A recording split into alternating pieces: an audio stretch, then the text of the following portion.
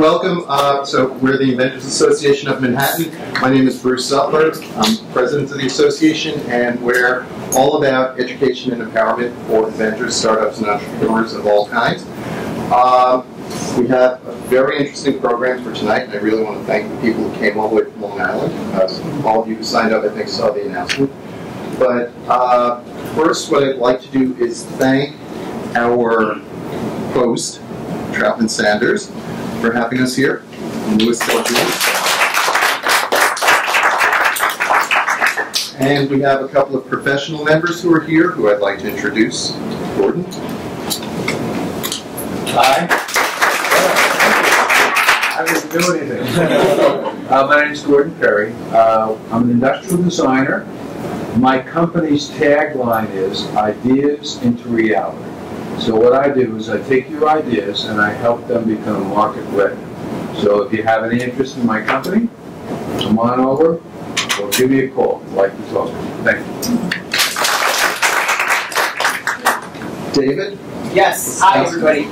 So I'm going to probably be a little bit winded tonight. So I'm currently at the law firm of Day Pitney, which is a large law firm in 5 states, 10 offices.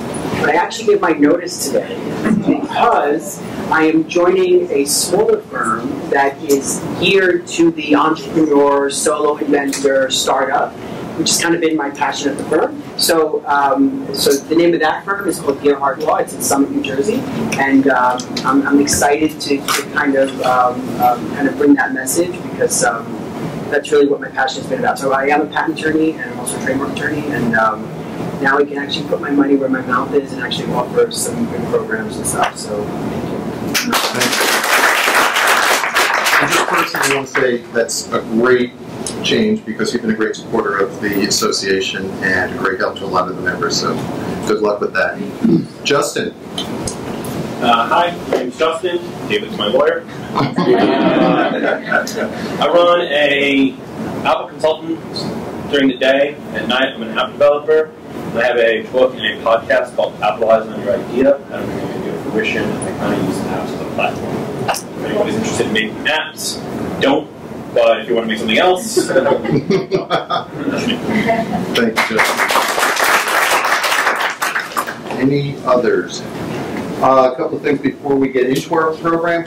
Also want to introduce or ask one of our frequent members to stand up. Jürgen, mine. Jürgen just had a crowdfunding campaign which closed a couple of days ago, and you blew out your goal, right? Yeah. So congratulations.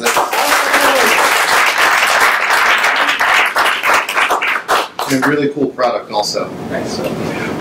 So with that, I'm not big on long-winded introductions, but what I did want to say that putting this program together tonight really meant a lot to me. I was on a panel. I was invited by John to sit on that last year to help judge a group of high school kids in their Shark Tank-like competition. And when I got involved, the first thing I said is, we can't call it Shark Tank. You know, we don't want to put out an example of stealing somebody else's copyright for these kids. So this year it was called King of the Hills, the next big idea. And I was astonished by what these young people came up with. Not just the 2 groups that are here this evening, but the groups in general.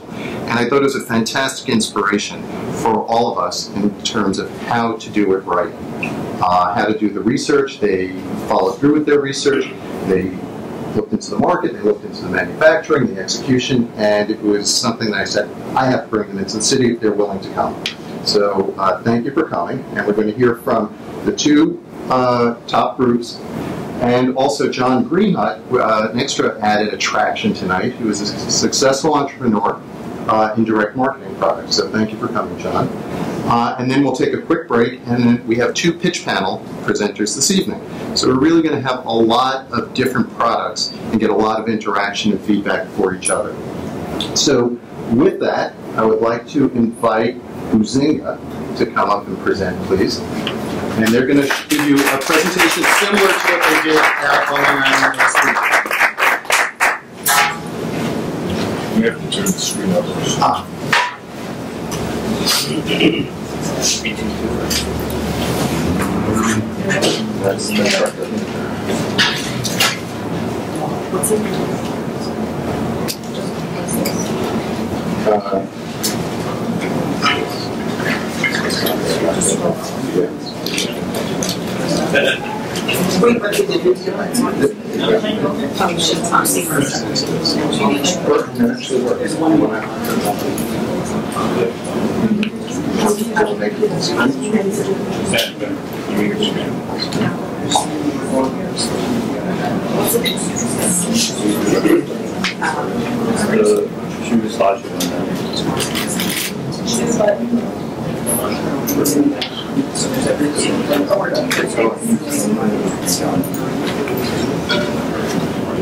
Hi, I'm Steve McCourse. I'm Samantha Greenhut. I'm Jessica Greenhut. And I'm Kayla Meyerowitz. We have created a product called Buzzinga, and it's a picture-proven way to save lives.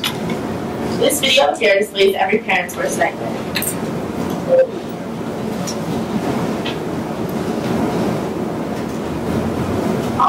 Don't worry.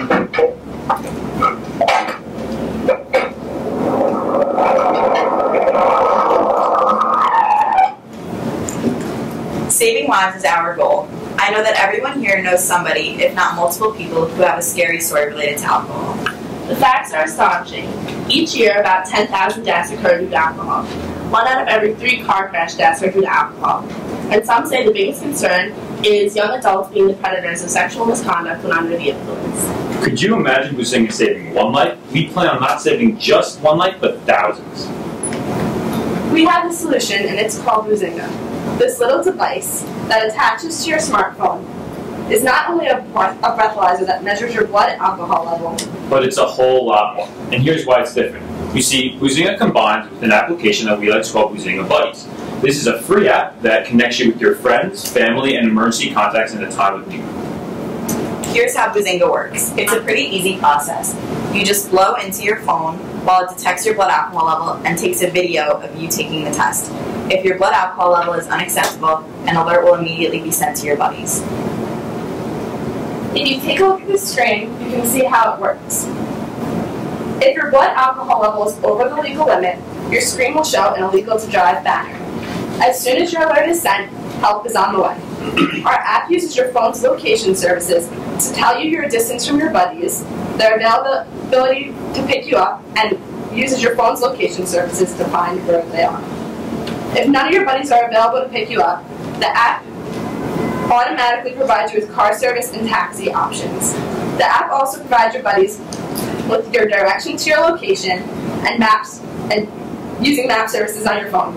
When a buddy confirms your pickup, it sends a notification out to all your other buddies saying that help is on the way. And don't forget the panic button, which will send an automatic alert to your parents in a time of need. We have 2 target markets. The first are young adults who don't want to drive with an alcohol level over the legal limit, as well as parents who restrict their children from going to social events due to alcohol consumption. Buzzinga gives parents video proof that their child is not drinking. Because we all know alcohol consumption among young kids is scary for parents.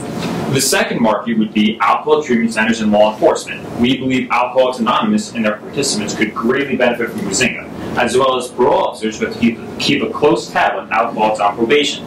Again, Buzzinga gives video proof showing a sponsor or parole officer that their parolee or participant is not drinking. We think the best way to bring our product to market would be to perform promotional alliances with Mothers Against Drunk Driving, Students Against Drunk Driving, and Alcoholics Anonymous. Since this is a social app, we plan on advertising through Snapchat, Instagram, Facebook, and Twitter. Lastly, we plan on having advertisements on radio and television ads. We're going to price Buzzinga competitively in the marketplace. We believe our product offers much more than the leading breathalyzer. We're going to price our product at $39.95 retail because we want to make sure it captures as much of the marketplace as possible.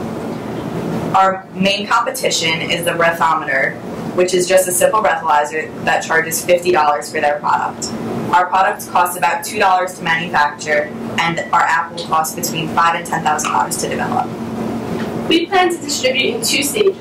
The first stage will be direct-to-consumer online, as well as using our product as a fundraising device through Mothers Against Drunk Driving and Students Against Drunk Driving. We additionally plan to sell through specialty stores such as Apple, Microsoft, college bookstores, and cell phone stores. Our second stage distribution will be to get our product into stores such as Best Buy and to sell overseas. Buzzinga creates life-saving buddies. It's our turn to make this into a life-saving reality. Thank you very much.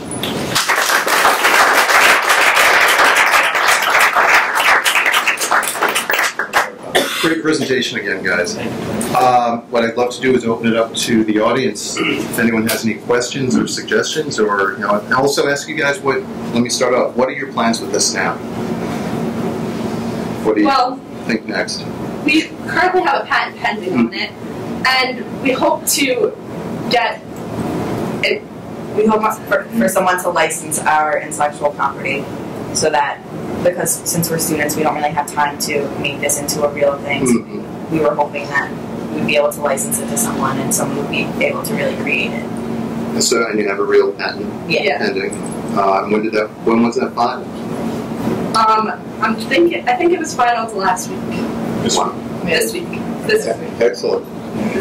Well, I think it's a fantastic idea, and it's a great idea and a great life-saving situation. It seems like you see the monetization. Anyone else have any feedback? Is it a good idea, a bad idea? Is that patent on the app or the device, or both? I think it's on the app. It's just on the app. Right? Yes. The device is a breathalyzer, so it's mostly, the app is mostly our product. So the functionality of the camera and the social media interface? Because anyone is able to make a breathalyzer. Yeah. So I know you were saying that you're going to be cheaper than the other, the competition. How did you determine that you're going to be able to be cheaper? Like, how was that figured out? We researched heavily on the products and similar products and how much it was going to cost to make overseas and stuff like that. And we found that it would only cost about $2. So the app would cost about $5,000 to $10,000. So estimating, we thought that would be a good price range for us. Okay. Did you have a volume in mind and calculated that one? Not rough estimate of sales for the beginning? We haven't had an estimate yet, but compared to other products, the breathalyzer part is basically the same. Our app is what's really different from everything else. So if we're able to get the price down so that other people will be... Our app expert. If you're that drunk, how would you know to use that app? Well, one major aspect of our app is that parents now can trust their children. This is only one part of it. To go out, so they know if they're you have to take it at 8 o'clock. If you don't take it at 8 o'clock, it has your location, where you are, and everything about it. So the parent could go just straight and pick them up. So you pretty much have to do it. And with Alcoholics Anonymous and other things like that, you have to take it, otherwise. So instead of a parole officer having to go to someone's house or the parolee going to the police station or wherever they have to go, they could simply send them a video of them doing it. So not that I know this personally, but if you are in... Hypothetically, if you are an alcoholic, you have a breathalyzer that's essentially connected to your car that you have to use in order to start the car. We were planning it. You're planning a link into that? Yeah, because also one of the aspects of that is that they don't know who's taking it. Right. So if you have someone recording you taking the test, you're sure who it is. Right, cool. Going off your question, I'm a chapter president of sorority, and one of the things we do is we have sober sisters, who are girls who have to be sober on nights we go out, and this app would be amazing. I would show it to other sororities because, a lot of times the girls will tell me they didn't drink. I don't know if they're serious or not. People are good at faking it. So being able to have this app that I'll have video proof that my sisters are actually sober will really help the process at Penn State, and I'm sure campuses all around that also use that program. So I think it's a great one to show colleges too. Thank you. David. Hi. So I'm just curious about your stories now. So are you all friends? Do you all and was this as a result of a school project or something like that? Well, we had a friend who was in a similar incident where she was in trouble and needed help. So we were thinking off of that. We were like, God, we wish we had something that could have helped her at the time. And that's where the idea kind of developed. Sorry, what about the name? What the name? Well, obviously booze, but why does it? We were thinking we just thought that it was catchy. It's a clever, catchy name that you'll remember. And said, oh, I have to Buzzinga my mom or something. It sounds embarrassing. That just sounds embarrassing though. It's a cool thing. Instead of I have to take a breathalyzer and send it to my mom. Like, Big Bang Theory. They had a quote that was Buzzinga, and that's where we kind of got it from too. We were like Buzzinga, and then we're like booze, drinking, Buzzinga. So is that a sample that you guys have made already? Yeah, it's a prototype. So you work in China and you already have. Yeah, there's one right on the chair. Well, it's we just made it. People are dead China doesn't matter. My name's China. Others have actually worked in China and actually developed something. That's what we call Yes. the smallest. I'm not too familiar with the is it a copyright or would it be a patent? I mean, is it software? I'm not. We would have a patent on the software. What's that? We would have a patent on the software. We did work its patent. Pending. Lou is. You can patent the idea behind the software, you can actually copyright the code. So the little code is copyrighted, but the concepts that run the app, and Buzzinga is a trademark. Yeah. We trademarked the name too. Amanda and I, like we saw you guys present at the competition, and we thought it was a great idea, but like even you said that you would like to license it because it's a lot of work with your students. So like I think a great suggestion would be if you took it to Facebook or like Twitter and had it as an addition, because people like sometimes with an app, if you're the only one that has the app, then you wouldn't have friends on it if they don't have that. But if you like have it like in addition to Facebook or in addition to Twitter, then they could share it on their Twitter feed. And I think that would be great. So you already have your followers or you already have your friends. Yeah, that's a really good idea that you could sign in. It also links to text messaging, so you don't exactly need the app. You can also send a text. It would send someone a link. But the app is free, so you might as well download it even if you don't have the device. So. But the device will interface with the phone. Yeah. Okay, your device will interface with your electronic device, which then could interface with the app or any social media. Even if you didn't want the actual device, it still works on the phone. And who wouldn't want to download? You have to be a Buzzinga buddy. I think that sounds so That's a good point, but if you could somehow create a social aspect on this as well, so it's not just like not the cool thing, I don't want to show them Buzzinga, but if you could kind of like get people to kind of like talk about it, kind of almost like your social media in that as well, and then that could kind of create a little buzz as well. Yeah. Make it cool. Was that a pun? A little buzz as well. Would you have any legal ramifications if the breathalyzer didn't work, and you blow into it and said you were fine? And well, with any kind of breathalyzer, I mean, you're gonna have that potential like fault in the mechanics of it, and you're always gonna have that potential fault. So any breathalyzer has the liability of it malfunctioning, but. Yeah. With it being attached to your app, do you hold any responsibility? Yeah. I guess you have to. I guess. But you need some sort of warning at the beginning of the app that says like, use of this breathalyzer gives you whatever percent chance, don't be stupid, you're drunk, don't drive. Yeah, and I guess the answer to that is it's a tool. It's not a medical device. You're not saying that it has that level of clinical support, but I think some of these other devices would be a great guideline for you in terms of what they're claiming and what they're disclaiming at the same time.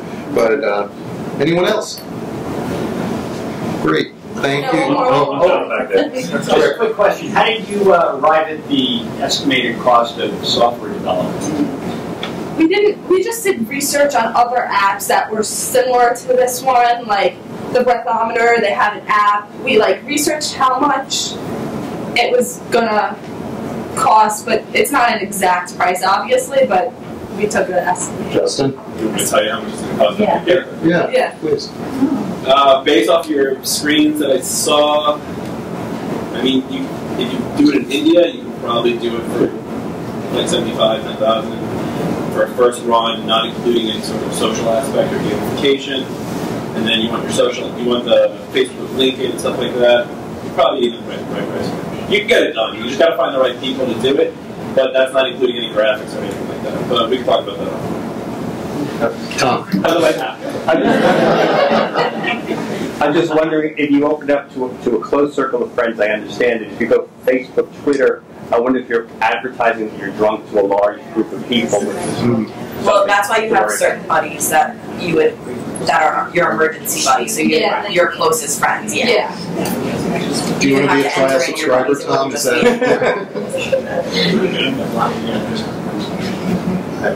Would you charge for the software in the case that someone wanted just the software and not the breathalyzer? We're thinking that the app is going to be free, but No, he's asking if somebody wanted to If buy you it want, from you want to use the app, so you want to say I'm drunk, someone come and get me, instead of not having the breathalyzer.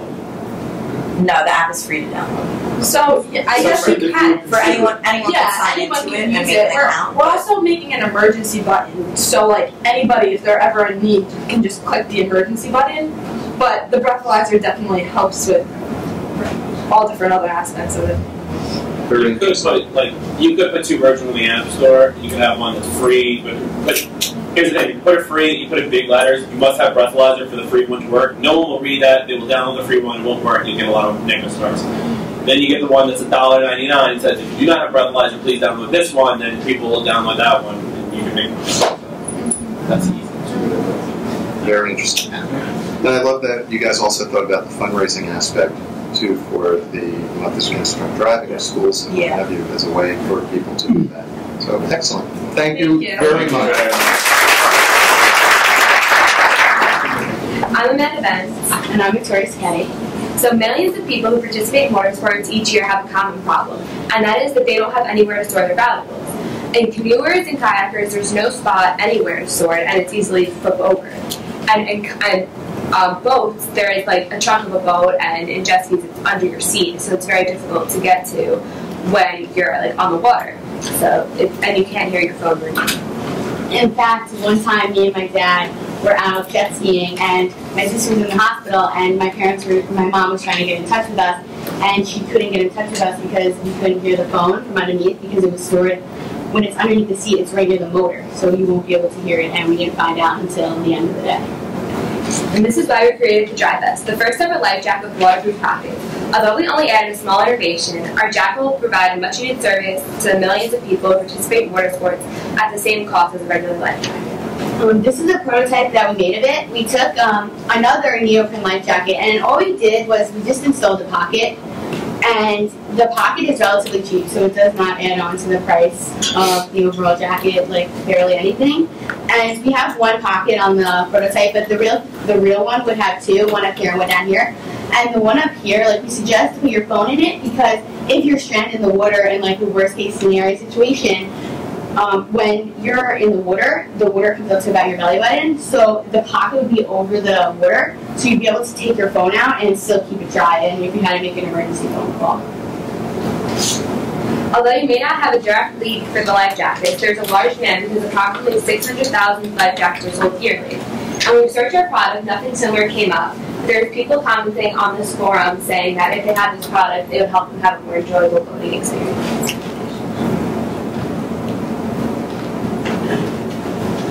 Oh, sorry, we changed the PowerPoint, but it just didn't change. I didn't save, but so we put up the strengths and opportunities for our products. So for strengths, the Dryvest offers waterproof pockets, and that's an added addition to consumers, but it doesn't have an added-on price, so it would be the same price as competitors' jackets. For opportunities, we could expand waterproof storage for water-like products into a product line, and there's also a few competitors and basically no brand loyalty, so it would be easier to dominate the market. So our target market includes people who participate in water sports such as kayaking, jet skiing, boating, canoeing, snorkeling, and water skiing. And we will especially target children under the age of 13 because there's a federal law that states that they have to wear a life jacket in every state. And also in locations with warm temperatures all year and places like the warm months with like changing temperatures. So for advertising, this isn't a product that an everyday person would need. It's more for people who do participate in water sports more often. So we wouldn't use that much social media, but we would create accounts. We use Google AdWords so we can advertise to people who specifically look up water-related sports like jet skis. So to customize our advertising plan a little more, we would have advertisements in boating magazines such as Boater's World, and we also advertise on buoys and marinas and gas stations in the water, because this is a relatively cheap way because you're not going to have like mass amounts of people looking at it. but everyone that will be looking at it will most likely have a need for a life jacket. And we could also, especially in the beginning, when the product, when we don't have a lot of money, capital in the company, we could sell our product directly at boat shows, which is relatively cheap because we only have to pay for a booth. So there's no products like our life jacket, which has an innovative waterproof pocket feature, but there's other life jackets that range from the high quality neoprene life jackets to the cheap inflatable ones. And there's also waterproof phone cases, but those have to be held separately. And since there's no brand loyalty, it'll be easier for us to come like non-dominant in the market. Okay, so the manufacturing cost is $8 for an adult jacket and $6 for a youth jacket. At wholesale, it would be $32 for an adult and $24 for youth. And then the retail would be $64.99 and $48. So our Dryvest can be expanded into waterproof speakers which connect to music via Bluetooth. And this could be, once we get more capital on our brand, but we could do it in the beginning, but it would require a larger investment. In addition, we are also thinking to expand also, or even just in the beginning, the pocket that we put on here has one layer of waterproof material. But if we had 2 layers of waterproof material, so if the pouch was a little bit bigger and then you could fit another pouch inside, that would allow people to be able to remove it. So let's say they're going to the beach or they park their boat and they're going to go to a restaurant. They could just take out the pocket and then bring it with them, and then when they come back, just put it back in, or they have another waterproof pocket inside. And this is also good because like usually when you're done jet skiing or boating, you'll throw your life jackets back onto your boat or jet ski, and you'll be able to take it with you in your car. Dryvest protects you, protects your valuables too.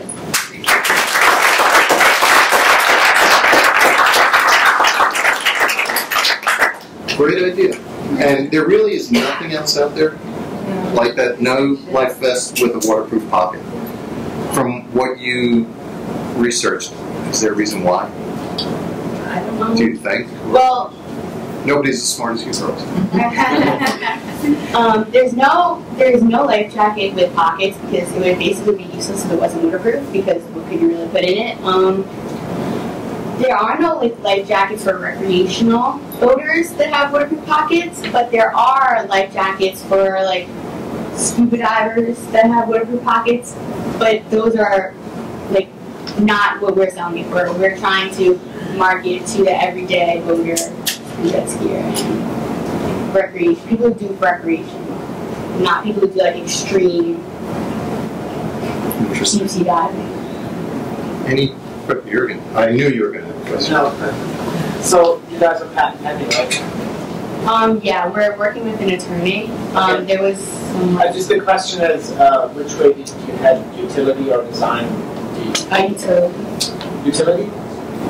Nice. And just actually, Jürgen, from what you've seen with crowdfunding, would a project like theirs make sense for a crowdfunding campaign? I think it would make 100% sense, but that video has to be so good. And because it's a sports related, it's easy to make it good, but it still has to be well. Like if you can make a really cool video, it would work well for a Kickstarter or something. Yeah, I've been on Kickstarter a lot. Like I'm very familiar with that. Yeah, but it's got to be good. No pressure. Spoken by someone who busted over his goal a lot. Anyone else? With Kickstarter, though, do you have to have the whole life jacket design? No, you just got to put in terms of looking all around the world, I think you said, what, 300,000 in the U.S. alone? Life vests? 600,000. 600,000. Did you look at the worldwide market also? No, it was hard to get good numbers because it's not like that common of a product like a coffee cup or like a shirt would be. But, so we were able to find the U.S., but we weren't able to find it.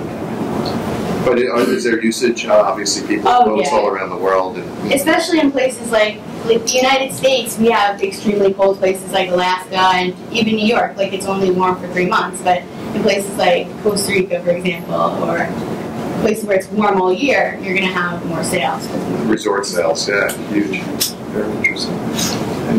I like the idea of the pocket you could remove because I think it gives you a lot more flexibility. And it's bigger markets. You go on the boat or whatever you're doing. You can just take it with you. You don't have to just go in there and stick your phone out and just pop it back in. So I think that you probably leverage a lot more with going, you know, and I think you should spend a little bit more money, but probably in the beginning you invest a little bit more, but it's probably going to take a lot further. And then for your commercial, the video that you put, if that's one of the things that, hey, you can take it out of the pocket and go somewhere, and, you know, if that's part of your video as well, then that's going to make a lot of sense. Yeah. Yes, also so removable, but also attached to the jacket, so that if you're in the water, you can take your cell phone and somehow toss and not drop it or lose it and put it back in. Yeah, that's it. I didn't think about that. That's why you came tonight. Justin. The speakers you guys are talking about, if you tweak it a little bit, you can actually make it work with your phone, so that way you don't actually keep your phone in your pocket. You can just have your phone and actually talk in the air. The person at least can hear you. So you just work off of that, play on that, and then you can tweak it whatever that works. So speakers and speakerphone. Speakers for music. music. Well, you can use the speaker as a speakerphone, much like you use your phone in a car, Bluetooth, you can listen to your music on your phone, from your phone to your car. Same concept, but portable. I remember when we were doing the judging, somebody asked, and we didn't get to ask you this back in the competition, are there any regulations about actually getting a life vest approved, and would this affect whether your vest might actually make it to market? Do you come across that? Yeah, for life jackets, you would get Coast Guard approved. It's not necessary. You could sell a life jacket without Coast Guard approval. To get Coast Guard approved, you need to have a certain amount of buoyancy. So you have to have, like, it usually costs more money because you would have to go through a process to check it and submit it to the Coast Guard to approve. But we would do that because it makes people more confident with your products, and then your sales would go up. But you wouldn't need to do it. So if, like, it's not like a medicine. Food. Interesting. Anyone else? Well, thank you. Very.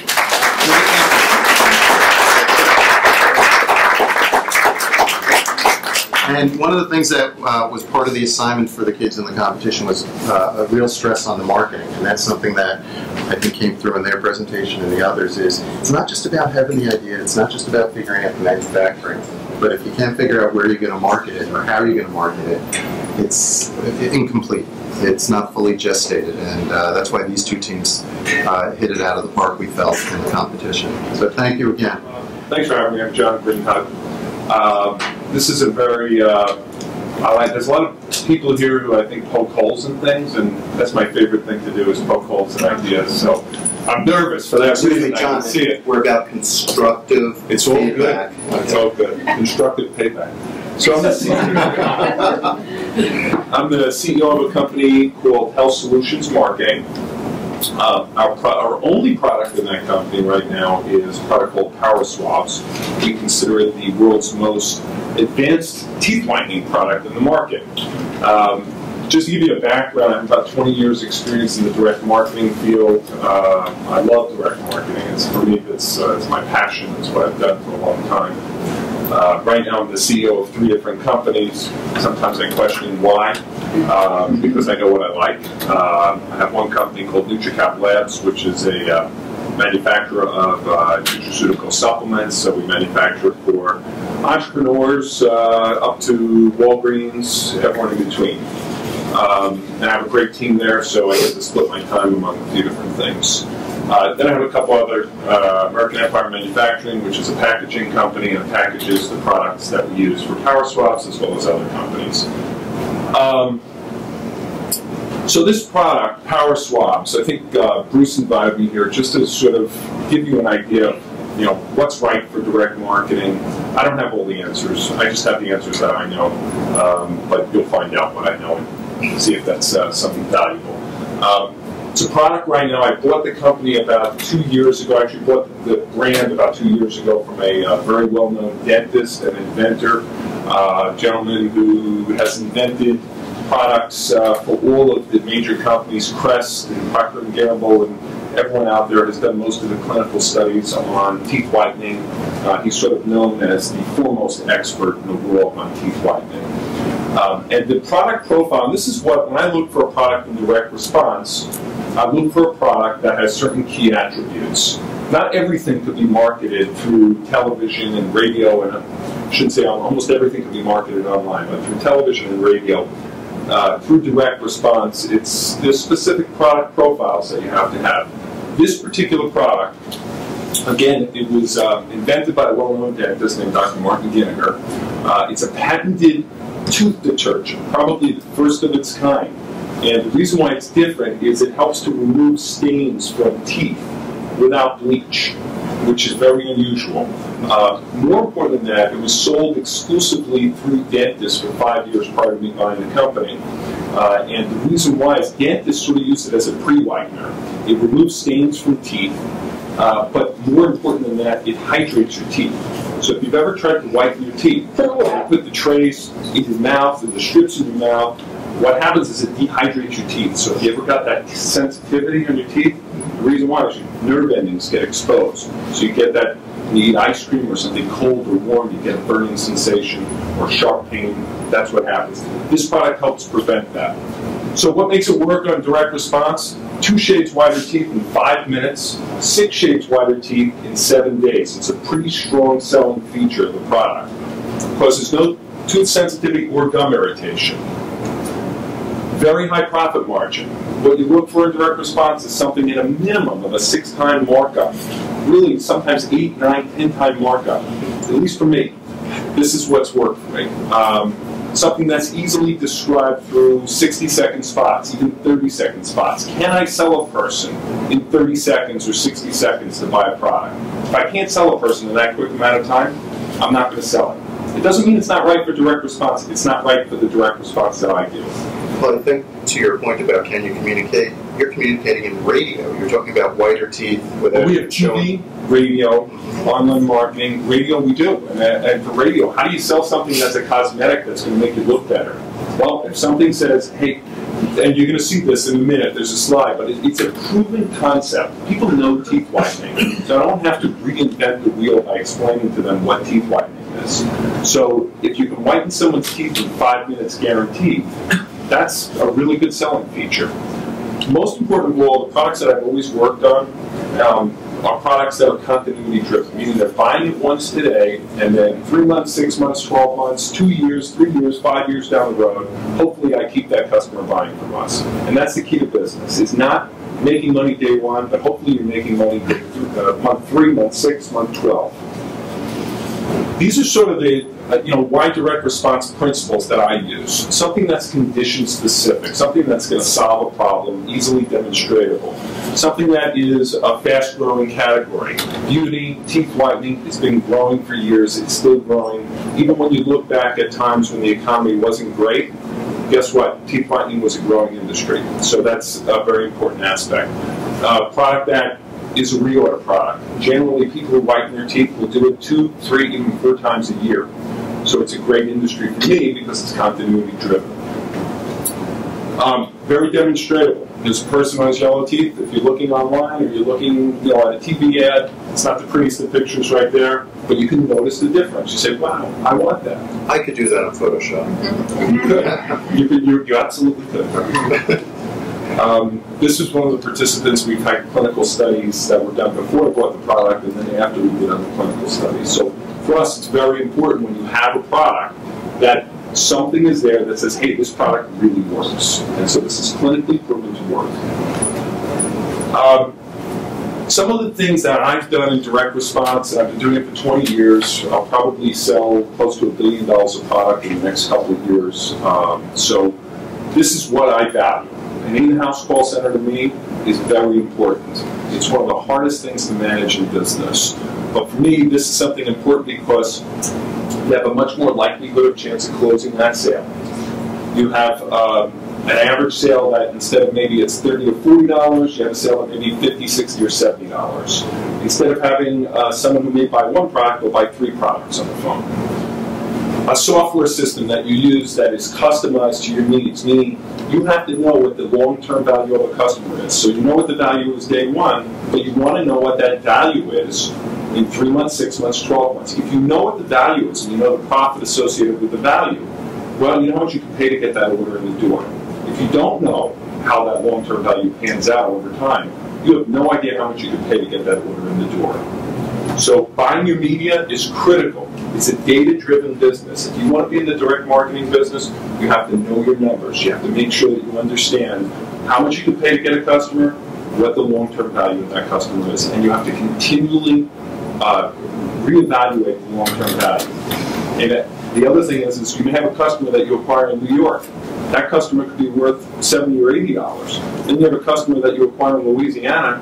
That customer could be worth $50 or $60. So they're two different areas. You have to continue to evaluate each and every market and what the long-term value is.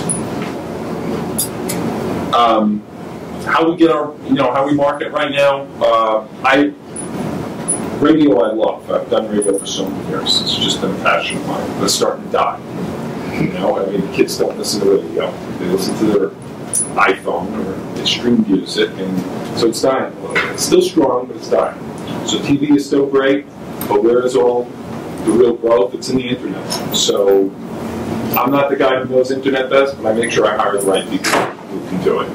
So those are the three areas that we work in. PR is extremely important in this environment. The more press releases, the more online articles that you're putting out, the more social media advertising that you're doing, that's going to drive sales into your online portal. The goal is continuity for me. The goal is to keep those customers coming back. Continue to have touch points with that customer through email, social media. You have to continue to touch that customer and make sure that you reinforce why they bought the product. And when you reinforce it, you create reorders. So that's the key. Some of the radio and television stations we advertise on, sales milestones. The first year we did about $6 million, $7 million in sales. This year, hopefully we'll be up to 20. So PR, the one beauty of it is that you can have hockey stick growth. So there's other industries you can distribute through, and it takes you 20 years to get to where you want to be. PR is wonderful because you can have very quick growth, and it's extremely exciting, but it's also extremely risky. So how do you know if your product is right for direct response? Is it unique? Is it patented? Do you have an angle that you can sell the product? Do you have a great spokesperson? Do you have a celebrity spokesperson that's going back? You don't always need a patent. I mean, that's important, but it's not always necessary. How do you spin it? What's your marketing on it? If you are going through TV and radio, it doesn't have mass appeal. You don't want to use, a bazooka to kill an ant, or bazooka, whatever the gun is called, to kill an ant. You need to make sure that your product fits the needs of the marketing efforts that you're doing. You may have a high-priced product that's a two-step sale, so you want to get the lead in the door, but then sell them down the road on it. And then, is it right for shipping? Is it extremely heavy? Is it bulky? Is it going to cost you too much to ship it? Does it belong in a retail store? Should you have a dual effort, direct marketing and a retail sales presence, so that you get the benefit of the direct marketing sale and the retail store sale? That's pretty much it.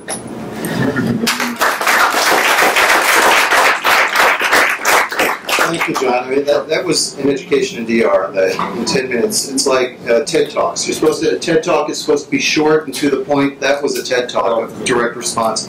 But I think it was fascinating because you've had a lot of success and you reinvested in products. How would an individual inventor perhaps do some of their own initial research to see if their product can test on a small scale with low capital? Have you ever experienced that? Well, I mean, the best testing right now is direct response online. I mean, going to television, going to radio is very expensive. So if your product, you can drive sales through online marketing, that's the best thing. Yes, pay-per-click works. If you have a product that fits the profile, pay-per-click works. SEO, natural optimization is fantastic. So every day I'm learning so much. It's just a fertile ground for direct marketing, especially for new inventors. There's great PR that you can get. So do you find that being able to do something in direct response helps you avoid that hassle of having to deal with, let's say, a large retailer and they control you control yourself? Or do you also sell your products to retail? We really don't sell to retail. My kids ask me that all the time. Why don't you sell to the stores? You know what? I don't like problems. I know what I know. So, there's a lot of there's a lot of great things about selling to Walmart. There's also, we happen to sell to a lot of customers in our vitamin business who sell their product to GNC Vitamin Shop and Walmart. We had one customer last week who Walmart stopped their order, and their business is over at that point, which is bad for me. So, they really control you at times, but they have their benefits as well. One of the things that Bruce mentioned, I see the product that I was interested in, and I tried to order it online. As you were saying, that's one of the better ways of getting it out there. But what I found interesting was they wouldn't take my credit card, and they didn't have any. They just had the product, and they said, "We'll get back to you." So is that normal where you may have a product and you wait until you get so many orders before you actually, put an order in? So is your question more that you think certain people may be hesitant to try direct response on their own because they want to see how it works in other forms of selling? No, well, my question was, are people using the media, on the computer where you can go on and order a product and you can put something out there with a video and you don't even have the product and just see if it sells. It was a patent pending thing. Testing. And then testing. Yeah. Was it testing? Is that? I will tell you I've done that in the past, not online, but I've done it, and I don't do it anymore, but I have done that probably 15 years ago. We tested a product on radio and sold it, and we didn't take, then we told the customers we didn't have it yet, but I don't know if that's really the best way to go about it. I think it depends on. I just never saw it before. I was just wondering if it was something you were familiar with. I don't think it's a common place for that to happen, but I could be wrong. Going on that, that's actually a Tim Ferriss move. If you read the 4-Hour Workweek, he actually mentioned, put it up online. If you read the 4-Hour Workweek, he actually, detailed out how to do exactly what happened to you, which is throw it online, let someone enter their credit card, and they go, oops, we don't have any, so you get an idea of who's buying. It's a technique called dry testing. Yeah. I had worked at the Franklin many years ago, and it's not encouraged to be done, but in certain instances it makes sense. You said you like radio and it's dying out. Have you given any thought to advertising on podcasts? Not that I'm asking for myself, but I don't handle the media buys in my office anymore, but I assume it's possible that we're doing it. I'm not 100% sure of that. But it's a good idea. This lady's been waiting. I'm a consumer. I've been trying to buy your product for ages. Every time I hear the number, I'm in traffic and I can't write it down. Very much. I love it. Of course, it works on crowns. You didn't say it. A lot of the whiteners do not. So it takes stains off of crowns. It won't So I it want beyond. your product. Well, I think I have a connection for you. Thank you for that plug. I'll pay you outside. That's a push for that product. Yeah. Because it's the only one that supposedly works on. Yeah, and we fought for many years in our radio ads whether or not to include the website and the phone number on the radio ads. And I always fought against putting it on there because we had such a talented staff answering the phones that I didn't want to do it. But recently, I've been overruled, so we're doing a little bit of that. Gary? Do you only sell in the US or do you sell worldwide? So we're just starting to. I've honestly not done a tremendous amount of overseas distribution. We do a bunch through Canada, but not very much. That's where you would use a distributor. Then you can't do your model overseas. You'd have to basically either have somebody do that model over there for you, or give it to a distributor. Well, you could do it. Yeah, I mean, we've been speaking with distributors, but again, they might bring it to retailers over there. Yep. That might not be ordering for you. Yes, absolutely. Yeah, you're right. How do you find your next great product, and if somebody was pitching you, what should they be? My ears are always open, but I look for a continuity-driven, something that can be explained in 60 seconds, and something that has mass appeal and a uniqueness to it. And solve the problem. Right. Absolutely. That's all right. What's the possibility of you going into a Walgreens or a Walmart wherever, CVS? Not right now. I don't see us going that. We follow. If you're familiar with a company called Guthrie Ranker, which markets proactive, meaningful beauty, all these products. For years they've never gone into retail. They've had kiosks in malls. They've had a couple of tests that they've done around, but for the most part, I like controlling the distribution and having the touch points with the customer. Other than that, if your product is that successful, you'd be able to make more sales that way. Hypothetically? Hypothetically, you may be able to make more sales, but that doesn't always translate into more profits. But you could be right.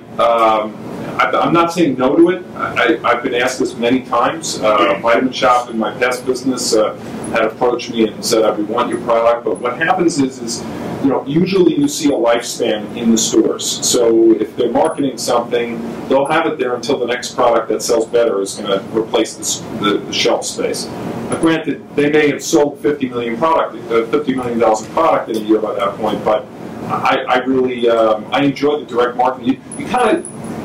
It's a difficult question for me to answer. It's an interesting perspective. I know a lot of people they think success equates to being able to say you're in Walmart, but success doesn't necessarily equate to that. And we had this debate last month with Jurgen with his item. Some of the room was saying he should have a low-price version of his product to sell in Walmart, and I think the vast majority of the people realize, no, you have a certain kind of product, you have a certain profile, you know what works, and if it's a money machine, you do it. Don't try and distract yourself by what people say you should do to get that incremental boost. Gordon. Some of my clients come to me and because they have a lack of funds, they want to create a website and sell it through pay-per-click. Can you just do that? Or is that really just too narrow a focus to do?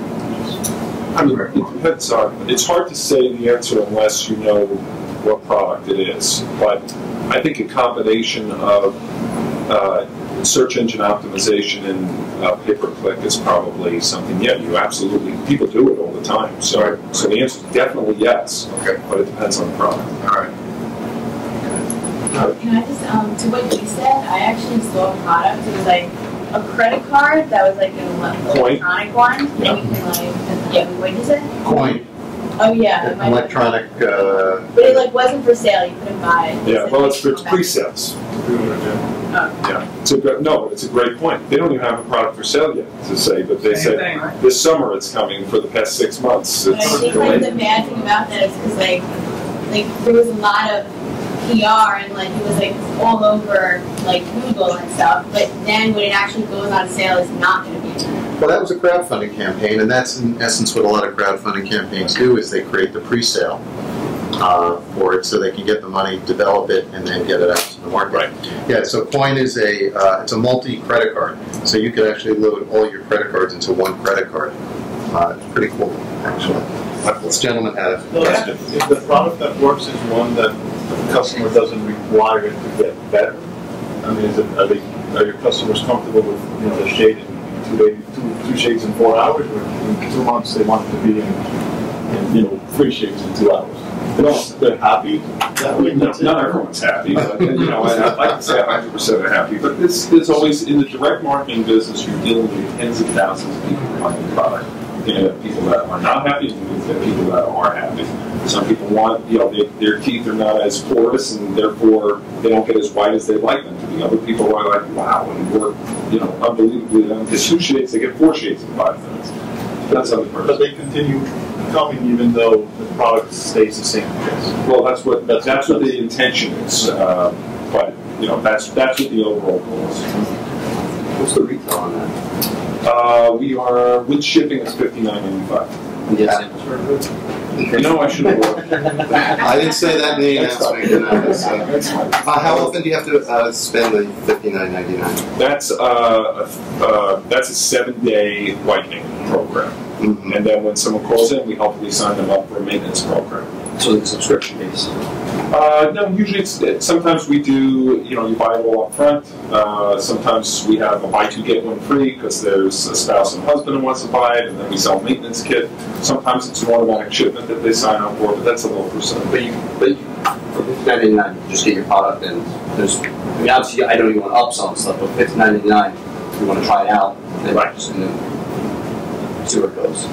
Yeah. Yeah.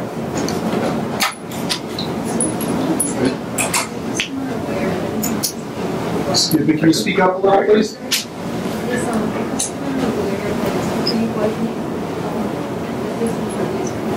Did you say pre-whitening? Is the customer aware that it's a pre-whitening program that dentists do, but you get to do it at home? Oh, so I'm sorry if I missed that. Originally, this detergent was just used as a pre-whitener in the dentist's office. We actually have two parts to it. It's a pre-whitener and a whitener. So we sell the whole system. That's a good question. No. Yeah, they don't go to the dentist. Do you manufacture yourself, or do you have somebody do it for you? So the actual gels that go into the swabs are manufactured at another facility, but we own the packaging plant that packages the gels into the swabs. Is it made in America? Yes. So you bought the patent. Yeah. Were there any other, like there are teeth whiteners out there, is the patent different because of the bleach and that's what made it? So there's a couple of different things. Really, it's also about marketing. If this was not patented, we would still be as successful as we are right now. Right. For a couple of reasons. One, it's a little bit different. It's in a swab technology. You're swabbing your teeth for 5 minutes. No one else has really embraced this technology. So it gives us a little bit of a lift. But I guess to answer that, there's nothing else more than that as far as the patent is concerned. Oh, well, maybe the bleach then that doesn't, you said yours doesn't. The bleach is the same carbamide peroxide bleach that every other dentist would use. But a little lower level than a dentist. What's interesting, you don't need a patent. A lot of people always have that myth that I must have a patent. Right. But the flip side is you also have to invest in a unique way to market it, and the communication to the public is what your competitive advantage is in this case. Yeah. You mentioned about in-house call center. Mm-hmm. How much training does it take to get your reps on the phone to be able to be effective as you want them to be? It's probably one of the hardest parts of the business. My prior business, we had about 100 reps at any given time, so it's a very, very difficult part of the business to manage. The training is extensive. For a call center, the training usually is you're on the phone with someone shadowing you for a couple of weeks, or they're sitting next to someone for the first week, and the second week they're shadowed. But it's tough because there's constant. You have to make sure they're saying the right thing, that they're staying within legal parameters as well of what they're doing. So it's not easy. The reason I ask is I think the takeaway messages for anyone selling in any industry is that what you think is important, the general public doesn't necessarily give a damn. And even with people who work for you in-house, it takes training and it takes clarity of message. Yep. So I think that's a really interesting observation. Do you use is that once again American based? Because I know I speak to a lot of people who sell that and they're based in other parts of the world. No, it's American based. But we have our own call center. We do a small amount of outsourcing, but they are American based as well. But when you look at the close rates, they may close at 15%, but we're closing at 35 to 40%. So it's a huge difference. Very good. You might be a question. With call center, you do actually call people, right? No, they're calling you. Yeah. You don't call. We do outbounds for reorders. Okay. Yeah. Do you sell as a service your call center to other people? It's only for you. Do you do anything where you keep track of somebody's birthday, or where you send them some type of incentive or notification? It's a great idea. We don't do it, but it's a very good idea. Once again, why people come to the Inventors Association for great ideas. Yeah. Judith. So if I wanted to sell my product through your company, what do I do? We're not really a service company. No. I mean, whatever we sell, we generally own. There's too much investment of time, at least from my part, my staff's part, for us to be a service company. That's just the way I've done it. But we partner with, people are, we've done a lot of business with people who have invented a formula or is a spokesperson in my past businesses that have made huge amount of money with us, but that's more on a royalty basis than it is on a profit split basis. Well, if there are no more questions. Thank you very much, John. And so with that, we will take a quick break, about 10 minutes or so, and then we'll have two, I think gentlemen back in, are the other pitchers here for pitching panel? Well, you get all the time yourselves. So, please come back in 10 minutes.